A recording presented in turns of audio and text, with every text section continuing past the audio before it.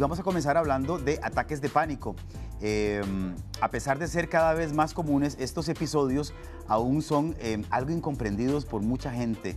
No entendemos claramente qué son. Solamente quienes han experimentado uno pueden describir, digamos, de alguna manera más fiel, cuán desagradables, cuán aterradores son y qué tan complicado es vivir así. Por eso vamos a dejar que sea Carlos quien nos ayude a introducir el tema con su testimonio. Vamos a verlo y ya les presento a las dos invitadas de lujo que tenemos esta mañana acá en Buen Día para ir desarrollando el tema.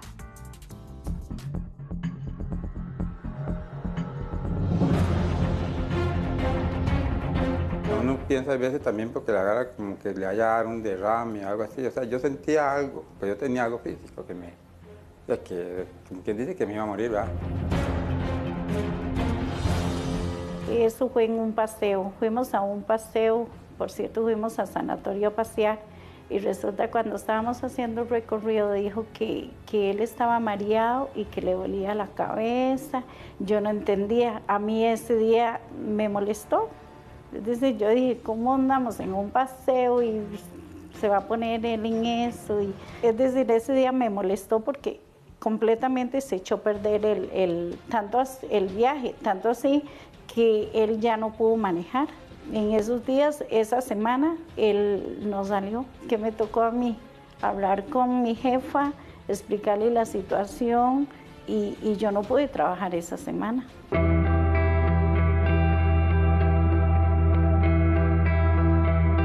Mis hijas me llevaron a un cardiólogo. Y le hicieron los electros y todo, y él dijo, no tiene nada. Y yo usted lo vi y uno dice, le está dando algo, un infarto, algo del corazón, y no tenía nada. Sí, me llevaron a hacer también porque yo sentía como algo en el estómago que me subía aquí y me llevaron de un, ¿cómo se llama? Ajá, también, y no, de las dos cosas salía bien.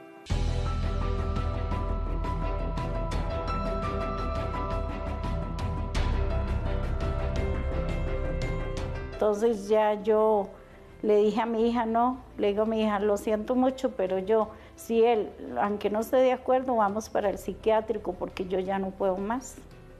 Ya, y cuando mi hija y mi señora me llevaron al psiquiátrico, sí, pues ya estaba yo desesperado ahí, ya está tanto la cosa que uno se desespera. O sea, yo me decía, Dios, ¿por qué me pasa esa cosa a mí? Yo no creo ser una persona tan mala. Porque yo tengo este problema, esta sensación. Entonces ya yo estaba desesperado porque no me gusta sentirme así. O sea, yo le doy gracias a Dios porque yo veo que la vida es tan linda. Pero yo no deseo sentirme así. A veces no me podía controlar. Cuando le da este pánico, él hace las manos completamente, como que dobla los dedos. Y ya no puede manejar, no puede nada. Ya, y yo lo que trato de hacer es controlarme yo. O sea, yo mismo digo, no tengo nada, soy yo. O sea, realmente es mi mente la que me está traicionando. ¿Qué se necesita? Saber primero qué es eso, porque yo no sabía qué era eso. Yo decía, se está haciendo, porque uno a veces piensa eso. Y es muy desesperante. Bueno, creo que las palabras sobran, la situación es complicada, son episodios que nadie quisiera vivir y que definitivamente, como lo decía esta persona que hemos identificado como Carlos, no se le desea uno a nadie. Y vamos a tratar hoy, en la mañana, de poder entender un poquito más qué es esto, ¿verdad? Para que, como lo decía también en la nota de Jorge Vindas, la señora, uno pueda entender en primer lugar y luego pueda saber cómo, desde su papel de familiar o de amigo de alguien que sufre esto, ver cómo le ayuda. Hoy nos acompañan dos expertas en este tema de los ataques de pánico. Lady Aguilar es psicóloga, amiga de este programa, máster en terapia breve estratégica, y Roberta Milanese, quien nos visita desde el Centro de Terapia Estratégica de Arezzo, en Italia. Ella es una especialista, llegó ayer de Italia y está con nosotros hoy en la mañana, así que yo les quiero agradecer a ambas, Lady y también a Roberta. Gracias. Un placer tenerla en Costa Rica. Para mí también. Bueno, y quiero que planteemos de entrada esta situación, porque me parece que es válido que entendamos la diferencia. Es decir, Si yo voy por la calle y sale un perro bravo de una casa y siento que me va a atacar, eso me produce pánico. Pero eso no quiere decir que yo tenga un trastorno como el que tiene ese señor. Así es. ¿Cuál es la diferencia? Vale, la diferencia es que un ataque de pánico, o sea, un momento improviso de malestar, le puede darle a cualquiera de nosotros en cualquier momento. Mientras para que este momento se convierta en un verdadero trastorno, hay que pasen diferentes cosas, o sea, depende de cómo la persona que ha sufrido el ataque gestiona lo que le ha pasado. ¿Y qué características yo puedo identificar? ¿Verdad? Porque digo, todos hemos sentido miedo en algún momento de nuestras vidas ante una situación de esta, como que yo hipotéticamente planteé, pero puede ser también, no sé, ante la presencia de un examen, ante alguna situación complicada en mi vida. Pero, ¿qué características me hacen a mí decir, o le hacen a ustedes, que son los expertos, decir, no, esta persona tiene un trastorno de ataques de pánico, que es diferente? Así es, hay una serie de síntomas que podemos identificar en el paciente que usualmente utiliza para explicar lo que le está pasando, porque el paciente llega y no sabe qué es lo que tiene. Entonces podemos hablar de elevación de la frecuencia cardíaca, podemos hablar de náusea, mareo, vómito, podemos hablar del miedo a morir o del miedo a perder el control, que se da mucho en ese tipo de pacientes. Podemos hablar incluso de personas que describen que se les aduerme una parte del cuerpo, entonces hay mucho miedo porque la persona cree que le va a dar un ataque al corazón, que me va a dar un derrame, ¿verdad? Lo decía la señora. Claro, es que eso es lo que parece. Que lo llevaron al cardiólogo porque pensaron que le iba a dar un ataque cardíaco. Exacto, porque los síntomas, Randall, se relacionan mucho con posibles enfermedades que podrían detonarse, entonces la persona siente náusea, ganas de vomitar, no quiere comer, entonces ya, no, esto debe ser un problema gástrico, entonces vamos a ir al gastroenterólogo. Incluso la persona podría tener hasta visión borrosa y muchos escalofríos, puede tener una sensación de desmayo, incluso a veces hasta la persona describe como, es que yo no sé, pero yo siento que no soy yo, es como una desrealización o una despersonalización que la persona vive, pero de una forma muy intensa, ¿verdad? Y durante un periodo muy corto. ¿Y tiene que ver la periodicidad con la que yo sufra este cuadro que usted acaba de describir? Sí. El tema es este, porque yo puedo haber tenido un ataque de pánico y luego vuelvo a mi vida. Pero si yo a partir de este suceso empiezo, por ejemplo, a evitar todas las situaciones que imagino relacionadas con el pánico, este miedo que tengo a sufrir el pánico sube. Y cuanto más sube, más evito. Y cuanto más evito, más sube. Por lo tanto, puedo partir de un ataque y sin darme cuenta desarrollar un trastorno que tiene como característica el hecho de que invalida mi vida. Quien sufre de trastorno de ataques de pánico, por ejemplo, no puede salir solo, tiene miedo a encontrarse mal en la calle, le pide ayuda a los demás. O sea, tiene una vida que al final es muy limitante. Es muy limitante. Sí, es muy limitante. Ahora, esta gente, basados en su experiencia, en lo que ustedes conocen del tema, estas personas en realidad llegan a un momento en que no salen de la casa, en que se encierran y pierden trabajo, pierden contacto con sus familiares, con sus amigos, porque el miedo es tal que ocupa un lugar preponderante en su vida. Exacto. El asunto es que casualmente ya la persona entra en un modo de vida disfuncional. Yo antes salía, yo antes era una persona sociable, por ejemplo, este paciente trabajaba manejando su carrito y ahora él dice, es que yo no sé qué va a pasar si yo voy en mi carro y me da esto, porque ellos creen que realmente está pasando esa serie de síntomas y que realmente están teniendo un padecimiento. Entonces llega un punto donde la persona prefiere quedarse en su casa porque ahí estoy acompañado, o si no estoy acompañado, busca a alguien de la familia para sentirse, porque ¿cuál es el pensamiento de esta persona? Es que si me da algo, aquí quedo y nadie puede hacer nada por mí, porque la persona se siente invalidada para actuar contra su propio miedo. ¿Es lo mismo un ataque de pánico que un ataque de ansiedad? No, son muy diferentes, porque es una diferencia de nivel cuantitativo que crea una diferencia calitativa. Yo puedo tener un ataque de ansiedad que no se desencadena como algo que me hace perder el control. En el pánico, el mecanismo fundamental es que mientras la persona siente subir el miedo, siente esos síntomas que hemos descrito, intenta mantenerlos bajo control. Pero cuanto más intenta mantenerlo bajo control, más lo desencadena hasta llegar al pánico. Y esa es la trampa, el intento de la mente que quiere controlar los síntomas del cuerpo y por efecto paradoja lo desencadena hasta llegar al pánico. ¿Y cuánto puede durar un episodio de este tipo? Mira, a la gente se le hace eterno, pero realmente un ataque de pánico usualmente dura 10 minutos, máximo. No más de 10 minutos. Máximo 15 minutos, porque lo que hay, podríamos decir, para que se entienda, es como un pico de cortisol y una serie de reacciones fisiológicas que el cuerpo pone en marcha para que la persona enfrente. ¿Qué es el cortisol? El cortisol es la hormona del estrés, ¿verdad? Y entonces activa las glándulas suprarrenales y viene una serie de situaciones ahí fisiológicas.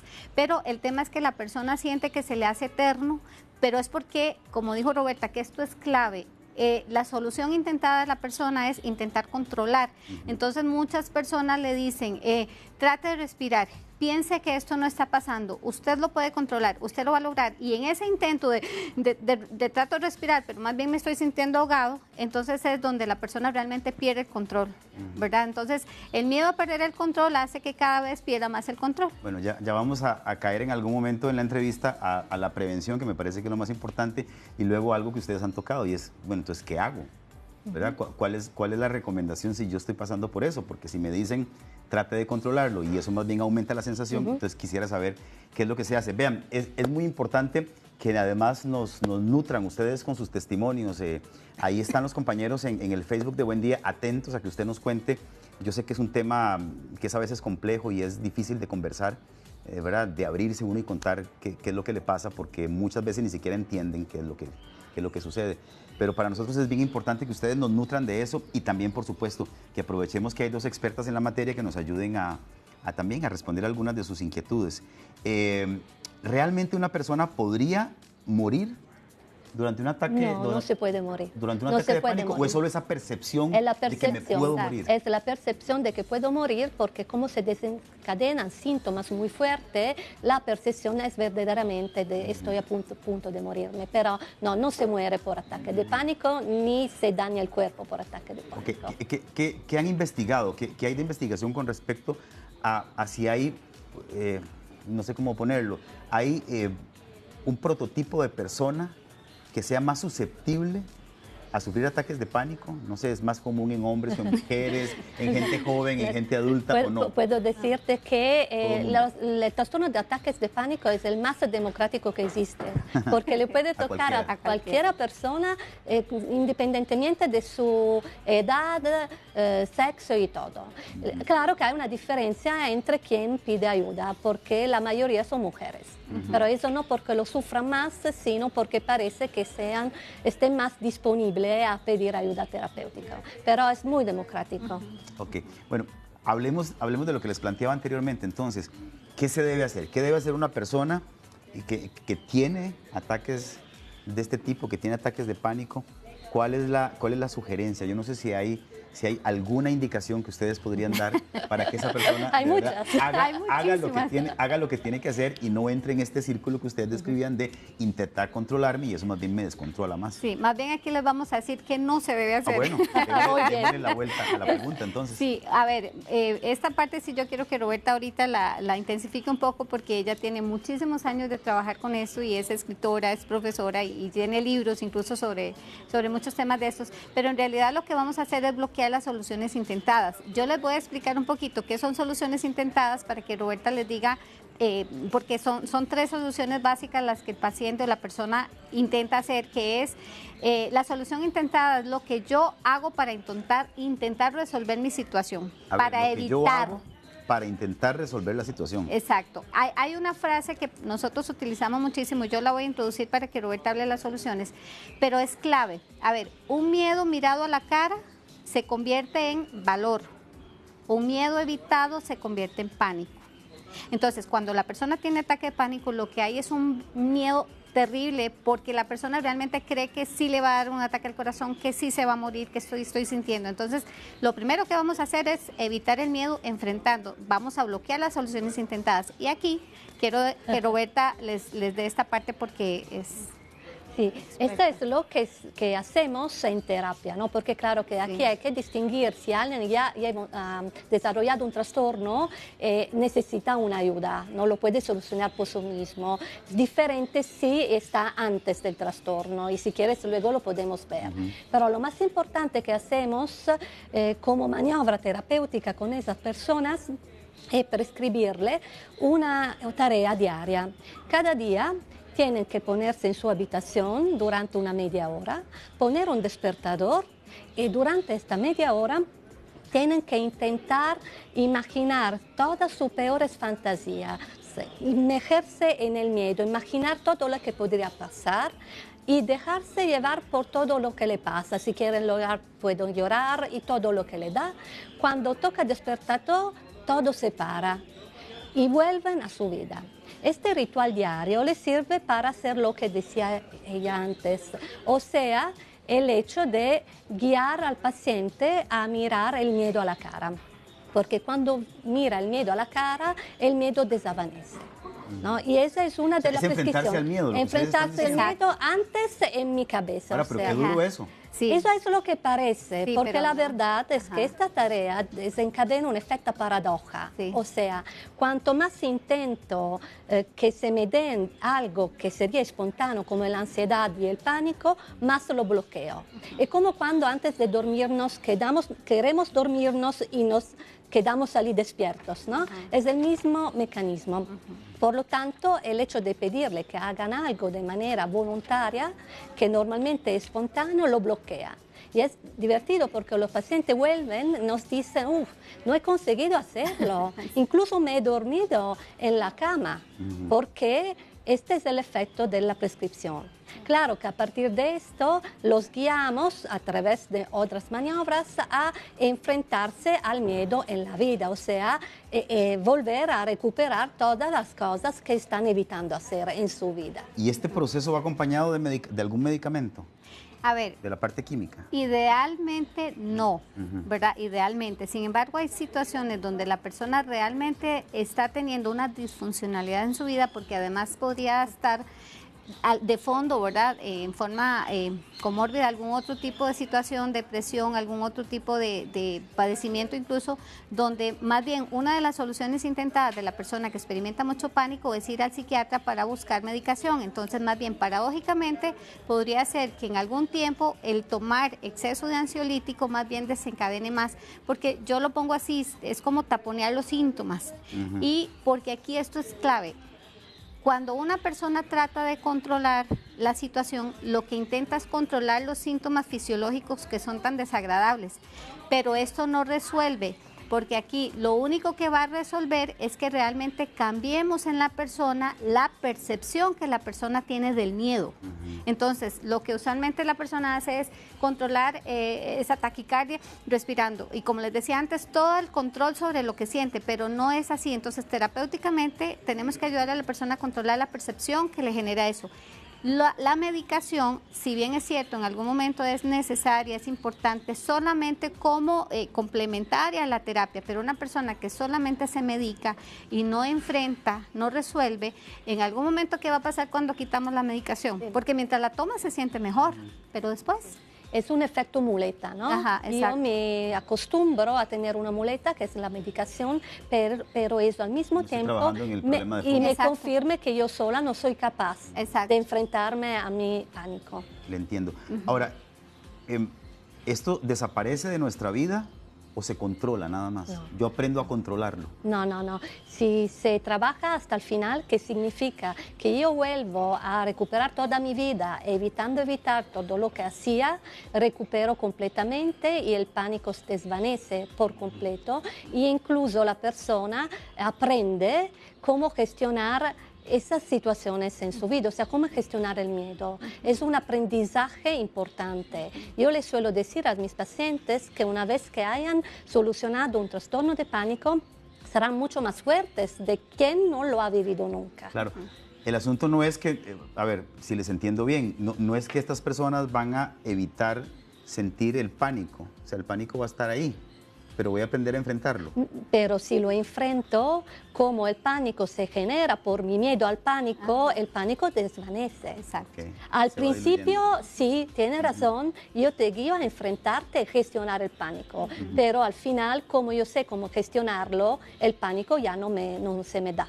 Ok, vamos con un par de cuestiones de preguntas que nos están haciendo por Facebook. Katia Mata, tengo un hijo de 11 años y después de mi enfermedad de cáncer, mi hijo padece de pánico a la oscuridad, tiene que tener un foco o alguna luz en su cara y aunque duerme con nosotros en el mismo cuarto, hablando con él no hay manera. Si no tiene la luz, abre las cortinas, pero no puede dormir sin, o sea, en total oscuridad, le interpreto.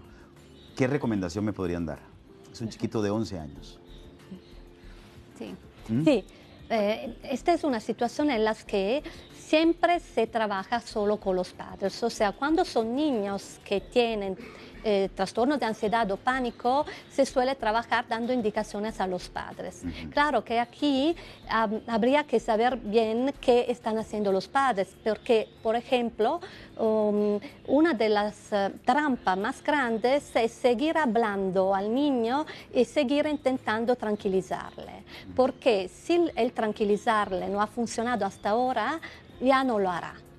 Por lo tanto, sería darle al niño un espacio para desahogar su miedo a los padres, escuchándolo, pero fuera de este espacio decidir que se va a hablar de otras cosas.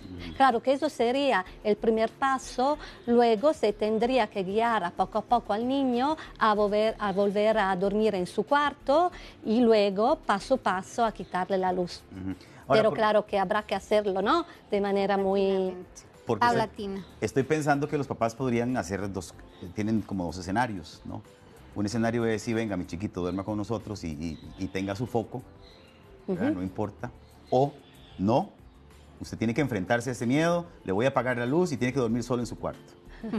¿Cuál es la mejor opción? Las dos se tienen que evitar porque Exacto. son dos muy fuertes. Ajá. O sea, por un lado hay que aceptar a este niño que ha sufrido un Miedo. trauma, ¿no?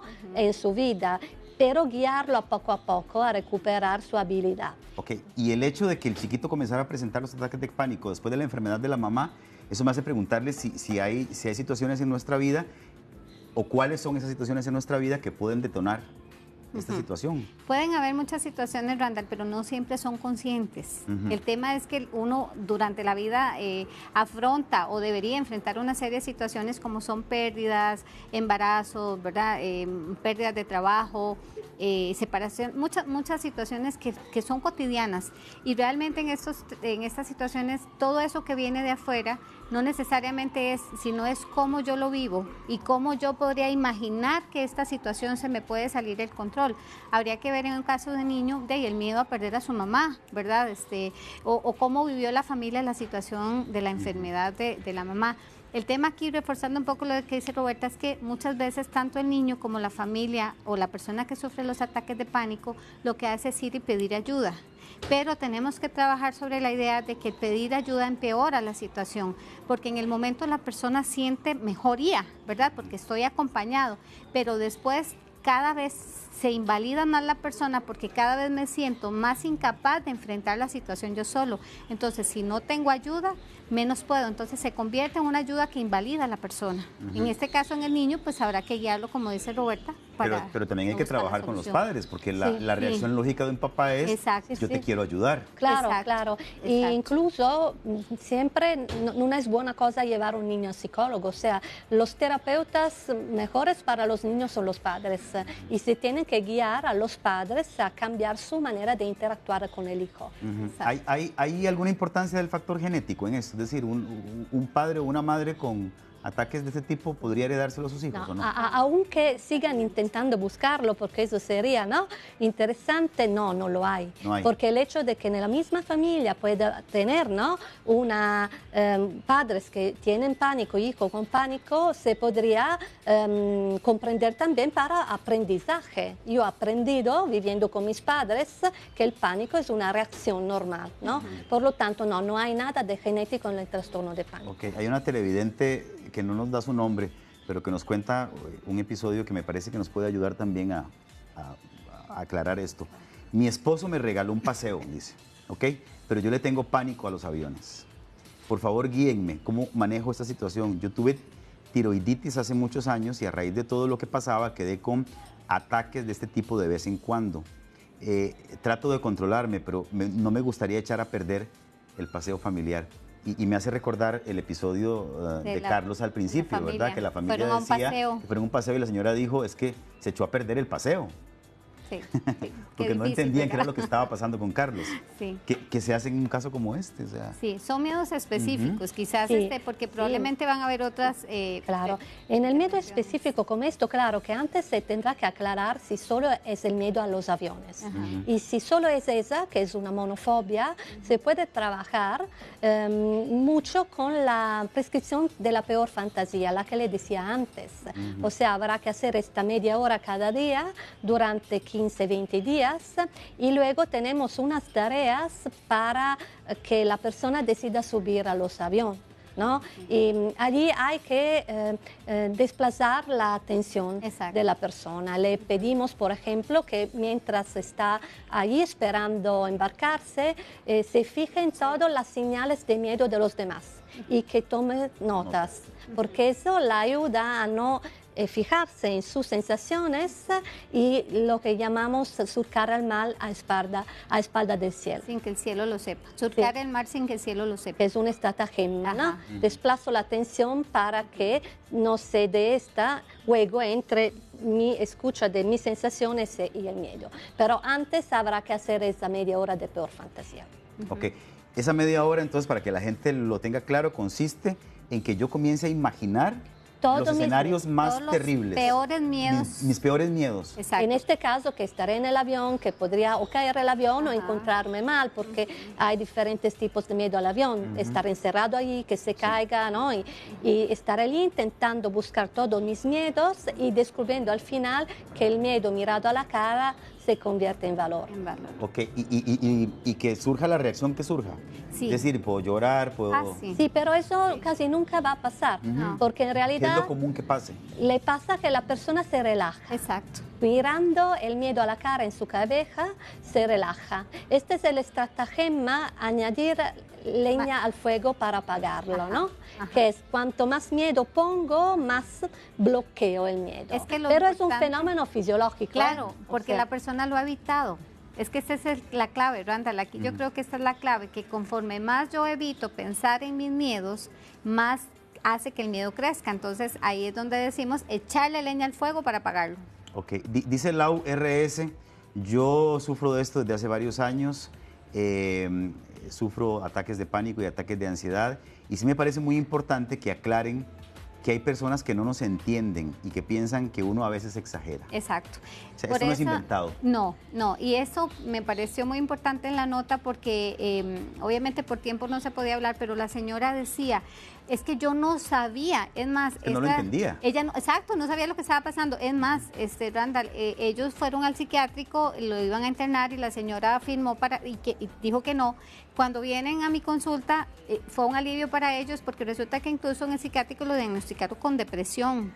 Y sí hay un trastorno de depresión de fondo, ¿verdad? Un poquito ahí por otra situación que el señor vivió, pero la familia como no sabe lo que está pasando, no entiende, entonces ella decía, es que él se está haciendo, es que nos quiere echar a perder el paseo, es que cómo se le ocurre, con todo lo que ahorramos para venir acá, ahora dice que se le sube la presión, entonces el señor fue y se metió en un carro, ¿verdad? Y después tuvieron que pasar a la farmacia y entonces la familia lo que dice es, no, esos son varas de él, o sea, es que se lo está imaginando y muchas veces realmente es más invalidante todavía para la persona el no sentirse entendido, el creer que es que yo lo estoy fingiendo. Bueno, pero aquí por supuesto que también entendemos a la familia porque claro, tampoco saben qué es, ¿verdad? Entonces no es por mala fe, creo. No, o sea, no. es porque en realidad no entienden y uno a veces lo que no comprende pues lo anula. Aquí es clave, Randall, aprovechar el tema de ayudarle a las familias con las soluciones intentadas, porque lo que la familia hace es casualmente darle o evitarle 100% la atención o darle más atención de la cuenta.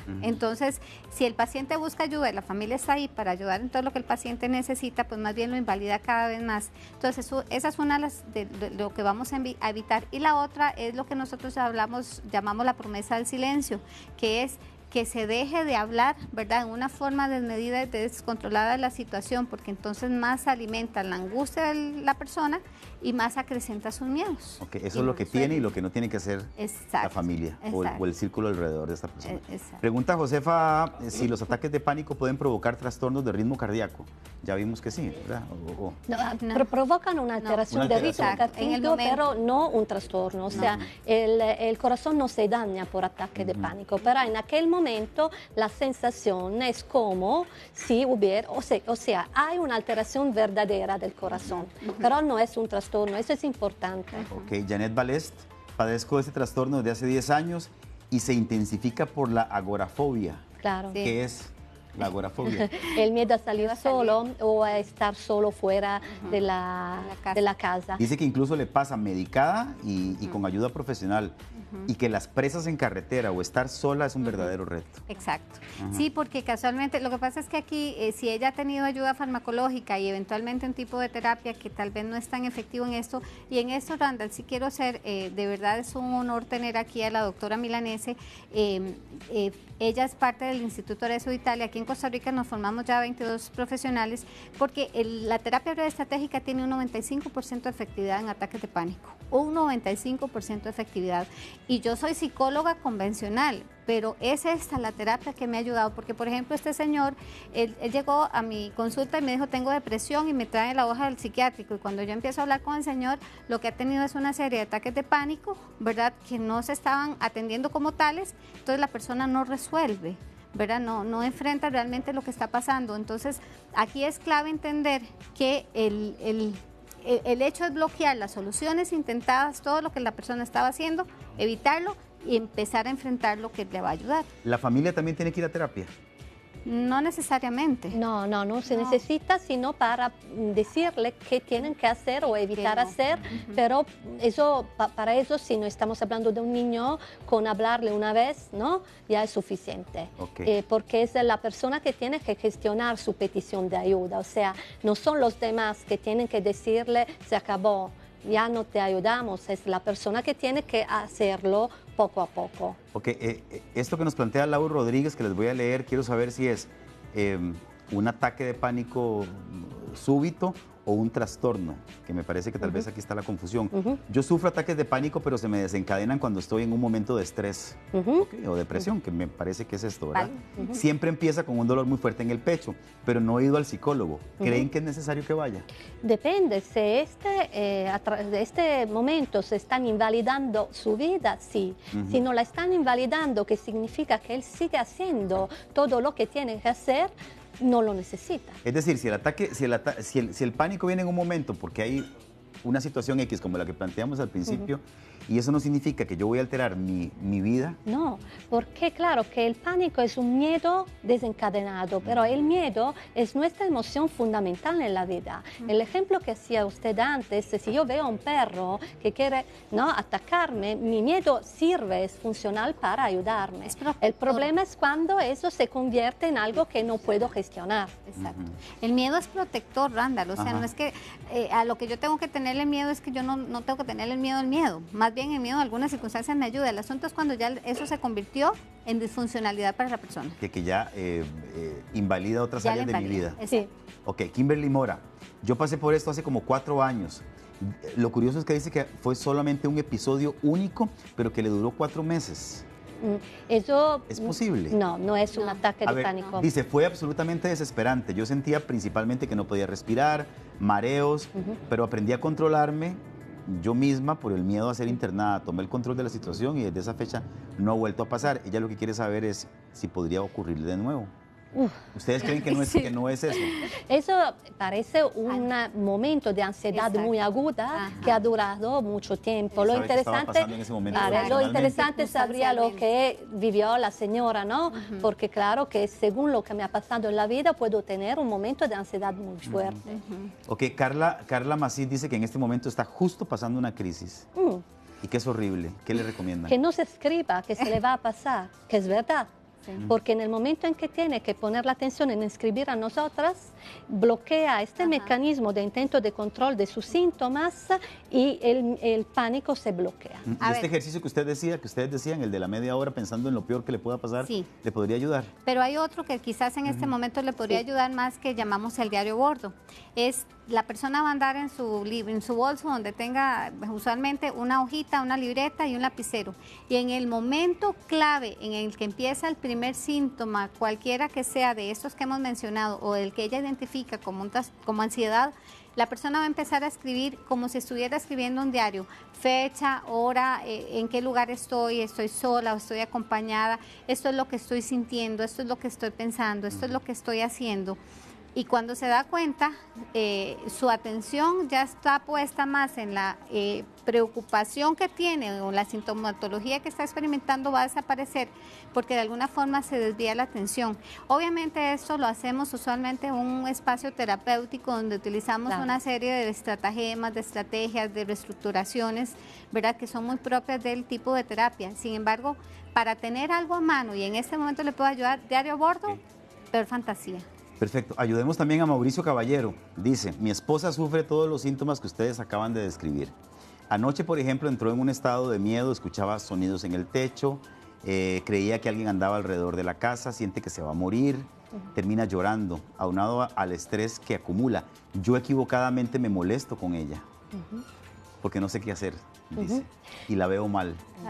¿Qué le podemos decir a Mauricio? Hay una cosa muy importante que tenemos que decir, que los ataques de pánico pueden ser síntomas de otro tipo de trastornos también. O sea, el ataque de pánico es un síntoma que puedo vivir en una situación de vida normal, puedo vivirla y tener un trastorno de pánico, pero puedo tener otro tipo de trastornos en el que sufro el pánico. Por lo tanto, en esta situación, ¿no?, claro que se tendrá que comprender si la señora tiene un trastorno y qué tipo de trastorno es. Ok. Y ya para terminar, Kelly Quiroz dice, tengo un hijo de 8 años que después de que vieron leyendas en la escuela, ¿sabe qué son leyendas? Sí, son cuentos. Sí, leyendas. Sí, ¿verdad? Que asustan a veces. Y cosas así, exactamente, con personajes ahí ficticios. Comenzó con miedos, no puede hacer las tareas comunes solo, como bañarse o ir al servicio. Si se queda solo en un cuarto, parece que se va a descomponer porque pega gritos, llora y se pone pálido. Está ojeroso, no sé de qué manera ayudarle. Él dice que ve al Cadejos y a la Llorona, son dos personajes de las leyendas ticas, ¿ok? Ajá. Y le explicamos que no debe ser así, no sé qué hacer porque su actitud me preocupa, dice. En esto yo te repito lo que he dicho antes, o sea, los padres tendrían que ayudar al hijo y claro que, como decía antes, ella, eso se haría en un marco de terapia, pero lo primero es bloquear, seguir intentando hablar de esto con el hijo, dejarle un espacio para que él pueda desahogar sus miedos y luego, poco a poco, guiarla a recuperar su habilidad de ir solo a la cama. Pero claro que es muy difícil, ¿no?, concentrar una terapia en una respuesta. No, si la cosa no se soluciona, es mejor que pidan una ayuda concreta. Okay. Quiero saber si un episodio esporádico de ataque de pánico podría convertirse en un trastorno generalizado. No, ¿verdad? Según las soluciones intentadas, o sea, ¿no?, yo puedo tener un ataque de pánico o incluso el miedo a sufrir un ataque de pánico sin haberlo tenido y a partir de aquel momento a empezar a evitar cosas por el miedo a tenerlo, a pedir ayuda o a intentar controlar todas mis sensaciones. Y de esta manera, al cabo de 3 meses, si yo empiezo a controlar mi cuerpo, evitar situaciones, yo desencadeno un trastorno, desarrollo un trastorno de pánico. ¿Se puede prevenir esto? Se podría prevenir evitando las soluciones intentadas cuando ya la persona tuvo, por ejemplo, un episodio. Entonces, si ahí ese episodio se bloquea, y no llegamos a tener una serie de soluciones intentadas que son las que van a acentuar el miedo, evitando, buscando ayuda y tratando de controlar, ahí sí se podría evitar para que no lleguemos a un lapso de los 3 meses y se nos convierta en el trastorno del ataque de pánico, que eso hay que hacer la gran diferencia. Hay personas que por uno creen que ya tengo el trastorno. Y no es así. Y no es así. Ok, ¿cuál sería su conclusión? Tenemos un minuto para... la idea que ustedes quisieran que la gente tenga fresca en su mente. Que el miedo es una sensación fundamental, que vivir miedo es normal. Claro que si este miedo me lleva a evitar cosas de mi vida, hay que buscar manera para enfrentarme a mi miedo y convertirlo en valor. O sea, el miedo es a lo que más miedo debo tener. El miedo a no enfrentar, porque las personas le huyen al miedo. Entonces, eso es clave. El miedo es una emoción protectora, como lo decías con el perro. Si yo no le tengo miedo a un pitbull y me le enfrento, me va a atacar. Pero si yo tomo precauciones, pero siempre y cuando realmente yo empiece, igual aquí para mí es clave que la persona haga conciencia de qué es lo que está pasando a mi alrededor, de qué situaciones a lo mejor yo no estoy enfrentando y las estoy evadiendo, pero mi cuerpo en algún momento va a sacar por alguna parte, lo que no se expresa se imprime. Ok, yo les decía al principio que Roberta llegó ayer de Italia porque va a participar en una actividad. Cuéntele a la gente rápidamente de qué se trata. Sí, tenemos aquí un máster en terapia breve estratégica, que es el modelo de terapia del que hemos estado hablando, nuestro maestro Giorgio Nardone, que estará aquí en Costa Rica en febrero, y tendremos el honor de tenerlo aquí, y haremos 4 días de formación. Uno será específico sobre la terapia de los ataques de pánico, pero se hablará también de hipocondria, de dismorfofobia y de terapia en directa con los niños, Okay, ¿no? pero ¿esto es para profesionales en psicología o abierto al público? Sí. No, es estrictamente para profesionales en el área de la salud mental. Serían psicólogos, psiquiatras o estudiantes avanzados de ambas carreras. Solamente hay 2 abiertos al público, porque como ya lo decía Roberta, esto es una formación que ya viene, ¿verdad? Entonces, solamente este viernes 26 y el domingo 28 van a estar abiertos a profesionales. Y luego en marzo vamos a tener la presencia del doctor Giorgio Nardone, en febrero, perdón, el 10 y el 11, sábado 10 y domingo 11, y esto es tener, lo voy a decir muy popularmente, al papá de los tomates, ¿verdad? Ojalá podamos tener aquí por lo menos una nota o algo, porque claro, el doctor Nardone realmente es un personaje, ¿verdad?, de calidad internacional, y va a ver también, él va a hablar sobre trastornos de alimentación. Viene a Costa Rica sobre eso. ¿Algún número por si la gente interesada quiere participar? Sí. Vamos a, en este número que les voy a dar, 2208 8407. 2208. 8407. Eso es para participar en el seminario, y también en ese número igual. Bueno, ahí está apareciendo. Sí, porque en ese número y el 226955 son los números en los que nos pueden contactar.